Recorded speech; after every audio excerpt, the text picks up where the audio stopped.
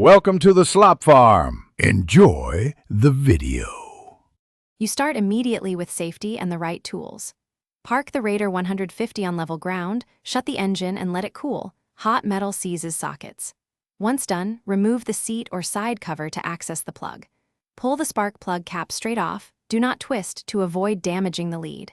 Use a spark plug socket with an extension. Connect the ratchet and break the plug loose with steady force. You want controlled motion so threads don't strip.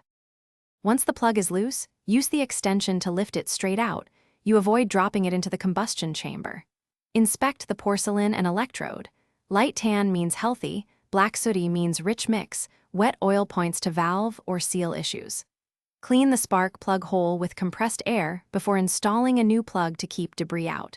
Check the replacement plug gap with a feeler gauge and set to the specified gap, because correct gap ensures consistent spark and combustion. You thread the new plug in by hand first. That prevents cross-threading. Once finger-tight, use the socket to snug it, then apply the final torque or a small additional turn as recommended. Over-tightening damages the head. Reconnect the spark plug cap firmly, reassemble the seat or cover, and start the bike. You should hear an immediate, steady idle. If it misfires or won't run, check the gap, confirm the cap contacts the plug fully, and try a spare known good plug to isolate ignition versus fuel issue. Thanks for watching. Consider subscribing if we helped you today.